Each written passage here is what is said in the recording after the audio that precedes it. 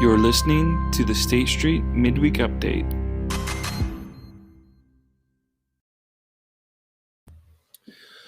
Hello, everyone. Welcome to the State Street Midweek Update. My name is Nate Loucks, and we are going to talk a little bit about what's happening at State Street Community Church and the Pax Center. We're going to talk a little bit about what's going on with COVID-19 here and some of the decisions we've been making. Because we do have some, maybe you might say, breaking news, though we did talk last week about how we're certainly overusing the breaking news theme anymore on the news. But we got some other things to talk about. Obviously, we'll talk about what happened last Sunday at church, some announcements, lots of stuff happening just at the Pax Center, all these kind of things. But before we get into that, I want to welcome into the show my friend and your friend, the friend of the world, Pastor Becky Crain. How are you, How are you, Beck? I'm good. How are you? I'm good. I'm tired today. I'm just really tired. But I don't know. I'm good, though. I mean, I'm better than I deserve. So what about you? I actually feel pretty good. I don't feel tired, which is unusual because usually I'm always tired, but I feel got some good energy today. Yeah, I haven't even physically seen you, even though we've been in the same building for like 2.5 hours right now. I yelled at you. Yeah, no, I heard you. I did have my headphones in though, so because I was in a Zoom meeting, which you know how much I love Zoom. But I was in a Zoom meeting, but I did hear you. Zoom. And were you also singing in your office? Yes, I was. What were you singing? Just stuff for because we got practice tonight for worship. I was going over, and then I was also going over some Christmas music because trying to pick out Christmas music for the next month. Are we going to sing "Old Holy Night"? Because I can really belt that one out. Yeah, I'll keep that in mind. Nora, I love Holy Night. I love Old Holy Night. It's great. I do too. That's what I was going to say. I love it too. So if you need me to sing it, I can. But I was.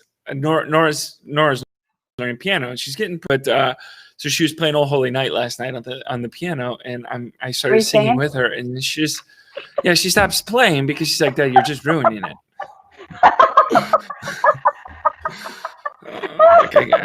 I'm not ruining anything. You're ruining everything, Nora. That's a good way to respond to your daughter. You ruin everything. Go to your room, Nora. You ruin everything. Yeah. Parenting 101 right there. Exactly. But I love, and I've been listening to a lot of Christmas music so far already because I'm in the mood. I need a little bit of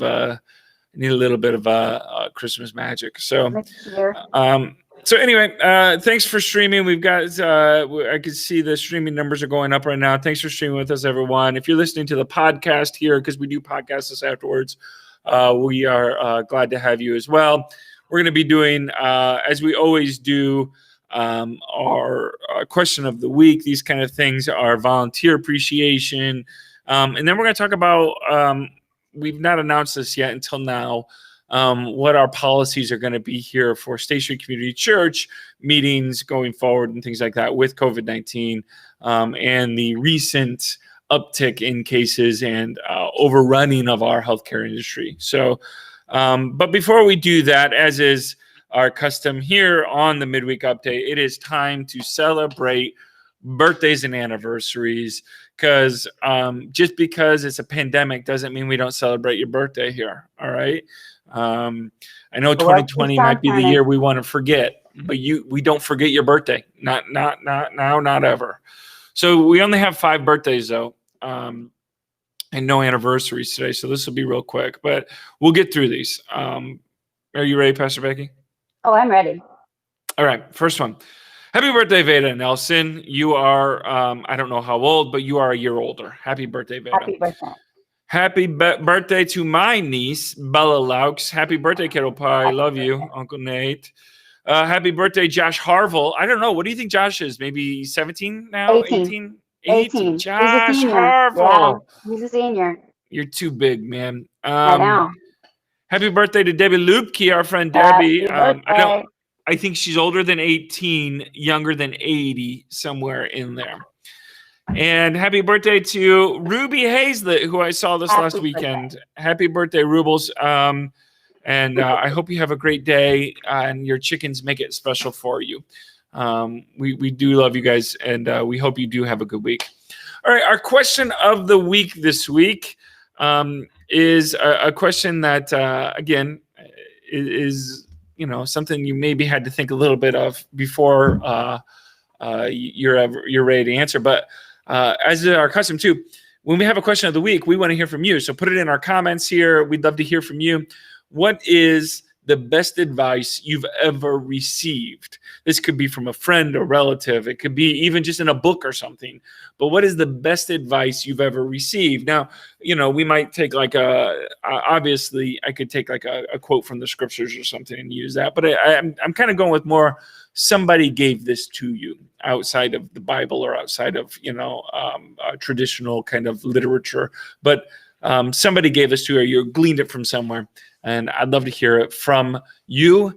What is the best advice you've ever received? Pastor Becky, I will let you go first. What is the best advice you've ever received?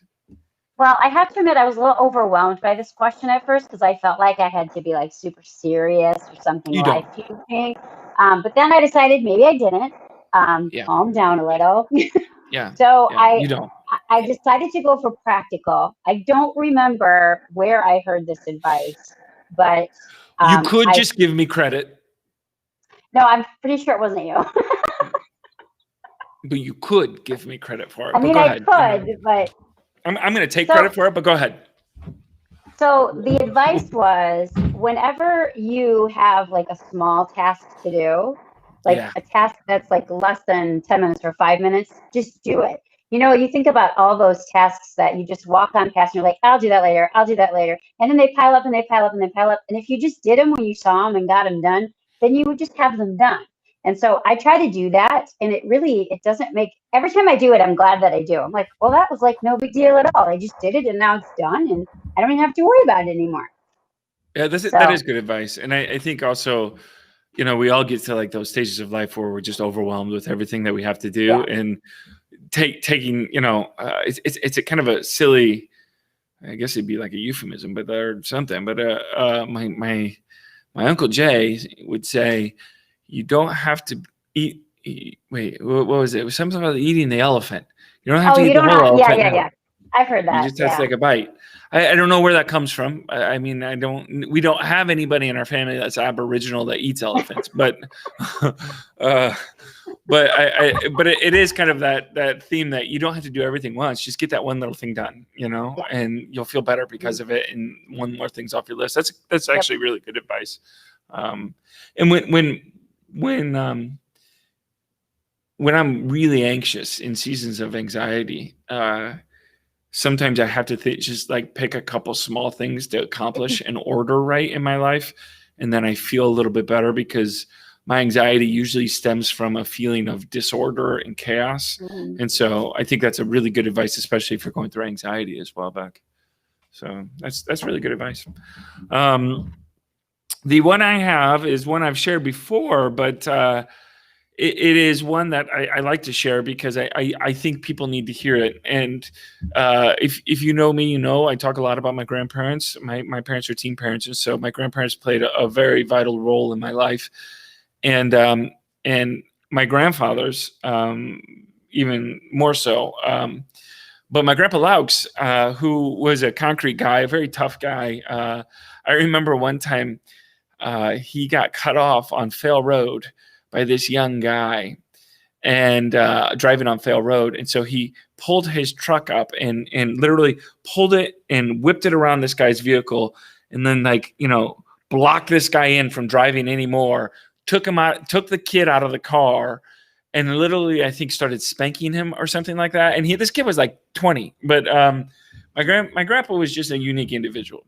However, he did tell me this, and it's always stuck with me, and something I'm going to teach my kids, because I think it's vital. And sometimes I think men and women need to learn this, but particularly sometimes in our kind of faux masculinity culture, men especially need to hear this, is it's okay to admit that you're not okay. It's okay to admit it. It's okay to, and you know what? One of the greatest gifts that I think we can give to our kids is allowing them to admit that they're not okay. My grandfather told me, Nate, listen, he admitted to me, which again, didn't know, but for years he was on antidepressants. Up until he died, but he said, I wished I would have been on them earlier, because I think it would have helped me a lot more earlier. But he said, we're just not right in the head, is the way my grandfather put it. He was from Stillwell, Indiana, so he didn't have, he wasn't the most articulate in his vocabulary, but he would just say, we're just not right in the head. And he said, Nate, do yourself a favor and learn from my mistakes. Admit that it's okay to not be okay. And if you need help, go get it. And that's always stuck with me, because here's one of the strongest men I ever knew, admitting that he needed some help in like an antidepressant or whatever.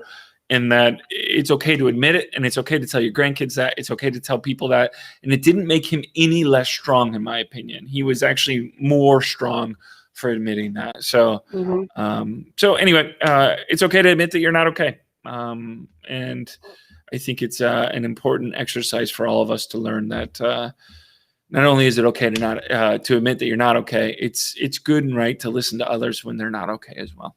So. All right, Beck, we're going to move on to our volunteer appreciation. Pick someone from our organization, whether it's at the Pax Center, the preschool, gardens, green space, or the church, that in this last week or so you think we should publicly appreciate. Who do you got, Rebecca? I want to do a special shout out to Tom Ford, our band member. Tommy Ford, yes. Yeah, I was thinking about it the other day, that I think he has been a part of the worship team longer than anyone else, even longer than me. He predates me here. And so, and he's just always a joy to work with. He has filled some gaps, and he's just been here a really long time, and I appreciate him. He's so laid back. He's very kind. He's just a great guy and good musician. Yeah, he is a great musician, but like you said, he's also just a good guy. And he's been with me particularly, I think, before we planted Faith Street. Tom. Mm-hmm.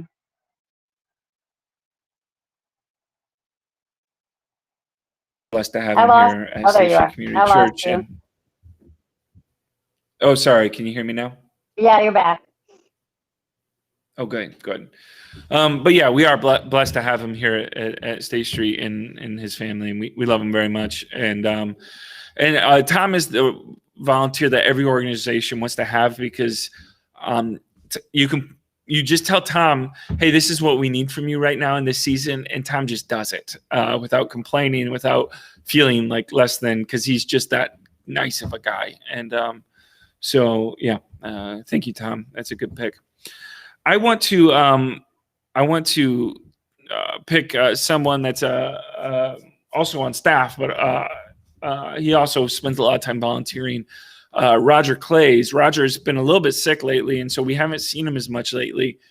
He's going to have some stuff done, but we love him.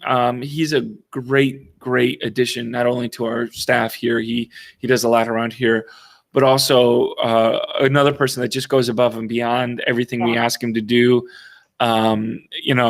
He's helped significantly at the Brighton Street Green Space in painting and doing all these kind of things. And he keeps this building immaculate. He fixes things.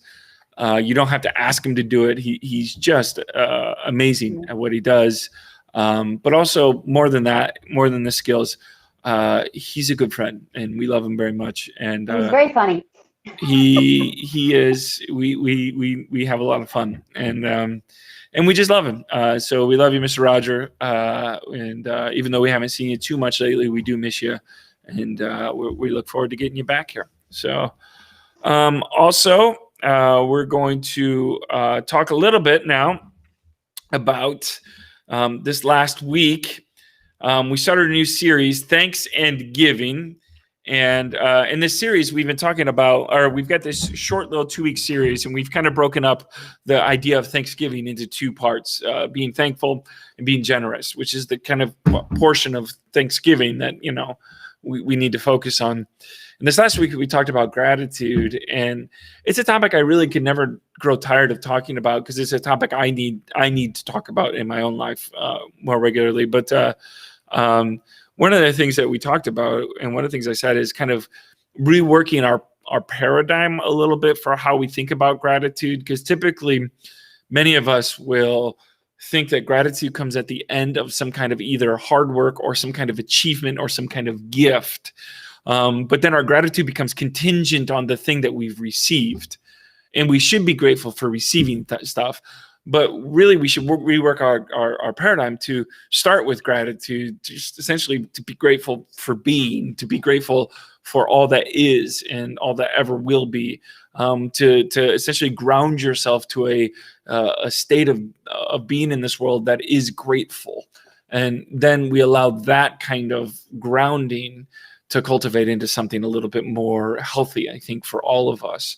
And so we're just kind of talking a little bit about gratitude and how to make sense of being grateful during this season. And one of the things I talked about, Beck, and you probably remember, is if we can find gratitude, as the scriptures say, if we essentially find gratitude and we can locate all the things, and not even just things, the right essence of being in this world that is grateful, I think we'll find our well-being. We will be more centered in this world on the right things. But we've got to find that center of gratitude, I think. And that doesn't happen accidentally. I think sometimes you have to, cultivate it.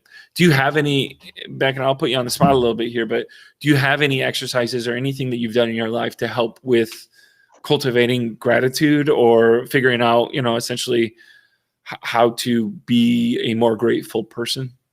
Yes. I have gone through seasons where I keep a gratitude journal where I write down something like 5 things every day that I'm grateful for. And it forces you to kind of be present and to notice the things, because there's a lot of things and we just blow right past them. And it allows you to take a moment and just breathe those in. Sometimes I think it's just taking a moment and being silent and sitting in it and not always being in a rush, but just slowing down and being in stillness, kind of like what the last book club that we just finished, that mindful silence, of just taking that moment of contemplative opportunities and practices where we allow ourselves to just kind of sit in the presence of God. Sometimes we have to move forward. Sometimes I think we wait, like I have to wait till I feel a certain way before I do. And I think you talked about that a little bit Sunday, that broken formula that we have, that certain things need to happen before we are grateful. And I think that's backwards. I think we move in gratitude and then we find ourselves in that space. And to be fair, I think we've learned that formula, right? I mean, hey, somebody gave you a gift to say thank you, right? Like I said, you take a kid trick or treating, and the thing that happens most for me is as soon as they leave the door, I say, "Did you say thank you?" kind of thing, because you received the gift. And again, that's good. That's right. There's nothing wrong with that. But we become then contingent on gratitude being this transactional kind of idea that when we receive something is the only time we become grateful then, right? And then what happens in seasons of life when you don't feel like you're receiving anything then? And then I think we still have to find gratitude. We still have to, plant ourselves in something and ground ourselves in something that's deeper than just, receiving things. And so, and there's also that idea that you said too, that, sometimes we have to also uncover that we are receiving things in life that we don't necessarily see or experience. So, allowing, just a more rooted form of spirituality that allows ourselves to not in a sense that we can't still lament, not that we can't still Right. feel sorrow, but we still, have this weird kind of leveraged version of gratitude where we also know that today we have, and we are grateful, if nothing else, that we have this day. All right. This week we are going to be talking about giving as a second part of Thanksgiving. But this week's going to be a little different. So you'll be getting, State Shooters, you're going to be getting something in your email really soon here. Our leadership team met on Tuesday night for our monthly leadership team. And we've been kind of talking about what we ought to do as the COVID-19 numbers continue to increase here locally. We've received word and we've talked to different healthcare providers, and our hospitals are literally full right now. They're full. Our EMA director here in our county is cautioning us to, be very, very careful about the holidays, these kind of things, because our healthcare workers are overran. They just don't have enough. And we've got people we know and love that are waiting for surgeries and, on their heart and on their, different things that might not get those now because we are overran with COVID-19 patients in the hospitals. And so because the numbers are so high, because transmission, is the way it is right now, we did, after thinking and praying about it on Tuesday, and then sending kind of a word back and forth between our leadership team the next day or two, we've decided that we are going to go virtual for a short season here to see if we can't participate with the rest of the community, schools, businesses, these kind of things, to bring the numbers down. It's always been our mission to love God, love others, and love well. And we believe we can still love God, obviously virtually, even though it's not my preferred method for meeting. I don't think Becky and I neither prefer virtual meetings, but we can still do that. And the best way, and maybe the wisest way for us right now to love others, as Christ commands us to do, is to meet virtually instead of meeting in person. We know that anytime there's a larger group meeting, even when they're masked, even when there's things like that, there's a higher potential for community spread. And so I will say our COVID policies are robust. They're good. I don't think we have to meet virtually forever. I'm hoping it's not even a long-term thing. I think if our numbers come back down to moderate transmission instead of high transmission, if our hospitals tell us that they're not as full as they are now, these kind of things, we'll go back to meeting in person again. It won't be, I don't think anyway, it's going to be like it was in March of this year where we spent, 3 or 4 months virtual meeting. Right. I don't think that's going to be the case. I think there's also promising vaccines on coming. Maybe I was just in a meeting that said maybe even in December, some of our healthcare workers could be starting to get the vaccine. Mm-hmm. So, there's all kinds of things that are right around the corner. So the question becomes for us is, how do we best love our neighbors today? And we think that this is the wisest thing for us to do right now.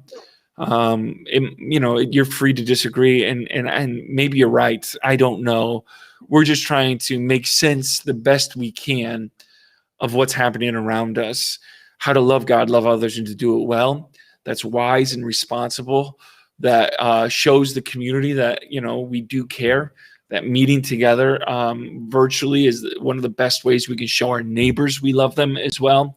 And that, again, this will be a short-term thing for a long-term gain, I think, as a whole. So you're going to be receiving an email where we lay out our metrics for meeting again. Unlike last time, we're going to have metrics for what we need to see so that we don't just wonder, is it time to meet again? We know now.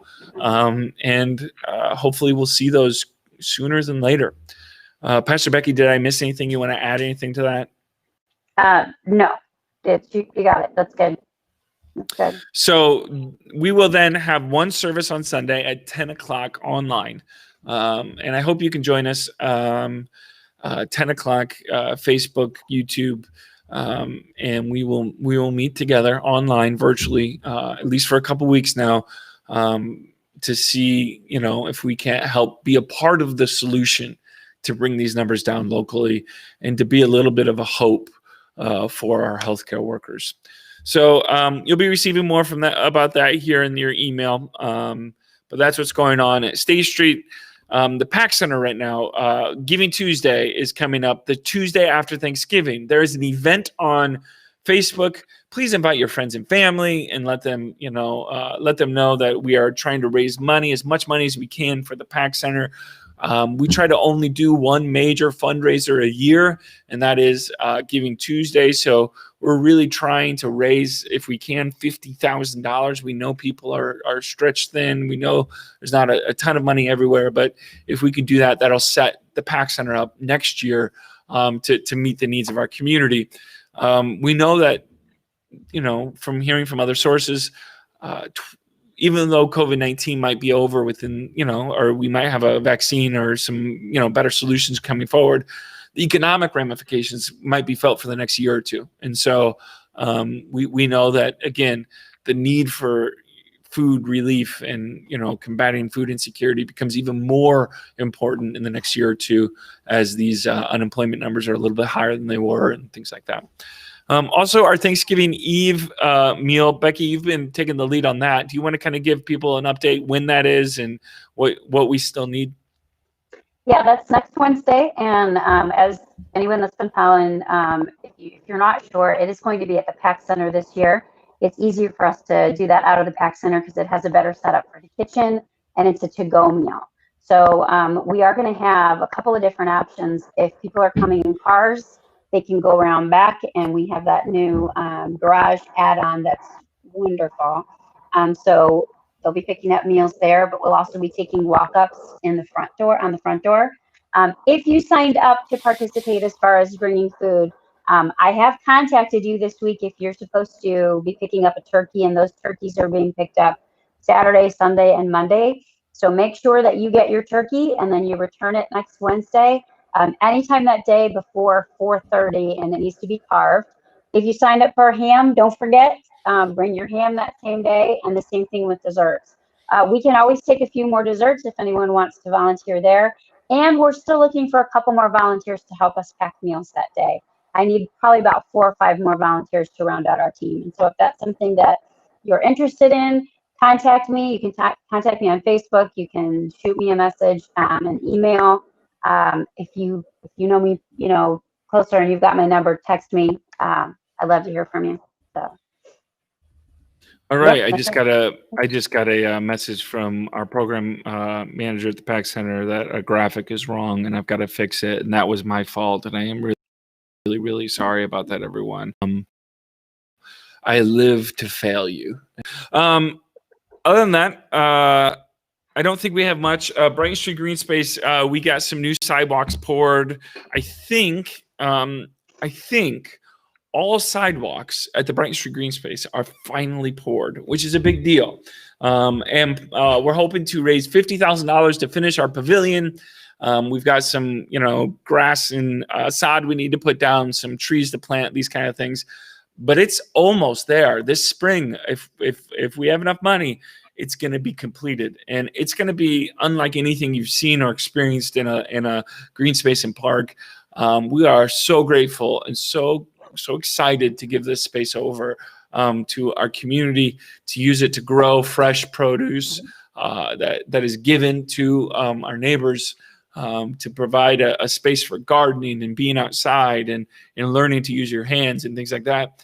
And so if you haven't been by or driven by, I encourage you to do so on the corner of Pulaski and Brighton Street there in LaPorte. Last section is our show and tell section. Pastor Becky, what do you have? And if you're welcome to participate in this as well, wherever you're at, if you've read something really interesting or learned something interesting this week, or you watched a movie you really liked or a show you really liked, it doesn't have to be profound, but this is just a time to share with the group something that you've enjoyed this last week. So Pastor Becky, what have you enjoyed this last week? Okay, so mine is two things, but they go together, and it is not profound, but it is very interesting. I am currently watching the new season of The Crown. I have really enjoyed watching that series as it's continued on. It kind of moves slowly, but I'm just fascinated by it. And so I'm always curious. Joel watches it with me, and he works with a team out of London. So we're going to be asking his team how accurate it is, because he's like, I wonder how accurate this is, like if it actually is, because it seems like it is, but what do I know? So I watch like an episode of The Crown. We'll watch one together every night, and then I watch an episode of the Windsor documentary on Netflix. It's a documentary on the Windsor family, and so it kind of goes together. And one's an actual documentary, so that's right, and then one's a dramatization of it. And so I'm learning all kinds of things about the royal family, and it's getting to the point now where I'm remembering, like, it's in my lifetime. Like, this new season is Princess Di, and so that's my lifetime, so it's fascinating. You know who loves the royals is my wife. As I think all Europeans just have some kind of also just affinity for the Roman, or the royal family. And so I ask her all the time about different things, and she'll tell me all about the facts and stuff like that. And I like to. And she's very much into the gossip of it all too. Like, she follows, like, that's part of the fun. Yeah. Are you team Harry or team William? Huh? Probably Harry. I mean, probably Harry. I like Meghan Markle, and I think it took some guts for them to kind of strike out on their own, and it's got to be hard. But here's the thing: watching The Crown, you have all these preconceived ideas about some of these characters, and sometimes they are just the worst. Like, they do things, and you're like, well, that's just terrible. But then they'll do something else, and it totally redeems them. And I love that, because they're just people, and the characters are so complex because there's always some redeeming moment. They do something that shows some form of redemption, and I love that when there's characters that just aren't, fit into a neat box of you're the good guy, you're the bad guy, because you see that they're complex, and so they're just working within the knowledge of what they've been given. And sometimes it's good and kind, and other times it's harsh and cold and unkind, but it's fascinating. Yeah, I like that's good. I've mostly just been watching Christmas movies, and there was a new show I'm not on there Netflix. Yet. Yeah, no, I know. You'll be there eventually. But, I will next week. But I have watched too.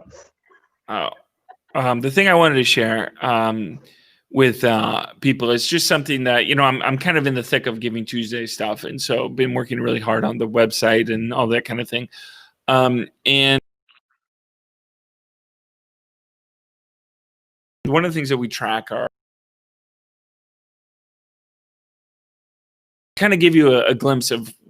We are a member of the USDA TFAP program. That's TEFAP. Which essentially is emergency food. What we used to call commodities, kind of, our government, honestly, government cheese. This idea that the government purchases food from producers and then gives that food to food banks that hands it down then to food pantries. Okay, we are a participant in this program. We get 5 to 10% of our food from there, and we hand that food out to people. And what's nice about that food is it's free. It obviously costs tax money, but it doesn't cost us any money, and it allows us to take that food and put it into the hands of people that are in need. But we also have to, because of receiving those types of, benefits and funds, or not funds, that free food, the USDA gets to set some of our guidelines. And part of that is people can only receive these commodities once every 30 days. And so people can only come to the Pax Center to receive food once every 30 days. Now, we try to give them enough for about a week's worth of food, but, it all depends on how much you eat and stuff like that. But so then we track how often people are coming during the year. So technically you can visit us 12 times in a year, right? You can come every 30 days. Most people don't. But Jason, our program manager, Jason Clemens, has a good software that kind of teaches us and gives us the data that we need. And really remarkable because only 12% of people did the food pantry 5 times or more last year, which means almost 90% of people used it 4 times or less.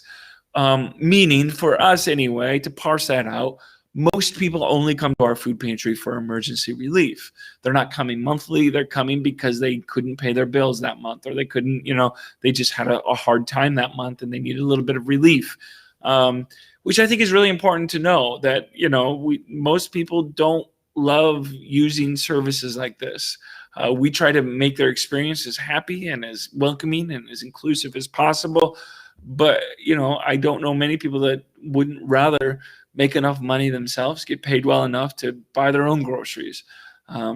But most people, anyway, only use it when they need to.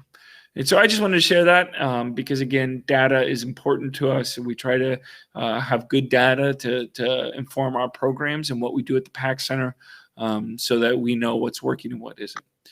All right. Well, I don't think I have anything else. Pastor Becky, do you have anything else? Nope, that's all. All right, everyone. So we will see you online this Sunday at 10 o'clock. We will see you next Wednesday at our from 5 to 7 at the Pax Center for our Thanksgiving Eve meal to go. And we'll be back here again soon to talk about our midweek update. Be well. We'll see you soon. Take care of yourself and stay healthy.